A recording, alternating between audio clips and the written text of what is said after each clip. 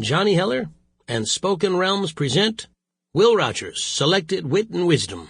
Funny Stays Funny. Written by Will Rogers, narrated by Johnny Heller. Will Rogers said, "There are three kinds of men. Some learn by reading, some learn by observation. The rest of them must pee on the electric fence for themselves." Hi, I'm Johnny Heller. I've always been a fan of the humor of Will Rogers.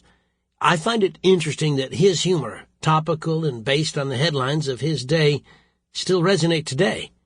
I guess it just goes to show us that people don't change much, and politicians not at all. As a fellow humorist and performer, I have much in common with Mr. Will Rogers. He was born in Oklahoma.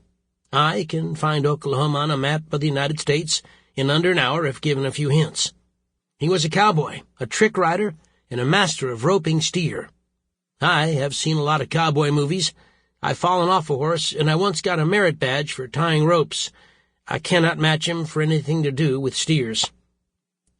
Will Rogers died in a plane crash in 1935, so we share the interesting fact that neither one of us was around in 1936. Rogers said that he made fun of every prominent man of his time, but never met one he didn't like. We differ in that. I don't like too many of today's prominent men and would prefer they be replaced with women, prominent or not. Rogers enjoyed poking fun at the political leaders of his time, and no man or woman was safe from his wit. His barbs were delivered with a simple country honesty and a smile. I enjoy taking the leaders of our times to task with a smile or even a sledgehammer, and I do not discriminate in calling out idiocy.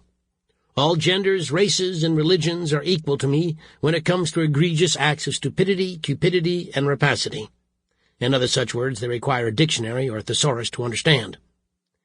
The following is a culling of selections from Will Rogers' works: Rogersisms, The Cowboy Philosopher on the Peace Conference, The Cowboy Philosopher on Prohibition, both published in 1919, There's Not a Bathing Suit in Russia, published in 1927, and, of course, Ambassador Without Portfolio, Letters of a Self-Made Diplomat to His President. This last book makes up the majority of this narration. It was published in 1926 and contains Rogers' letters and advice to President Calvin Coolidge from Rogers' trip to Europe. While a Democrat, Rogers supported the taciturn Republican Coolidge, but there is little evidence that Coolidge supported him.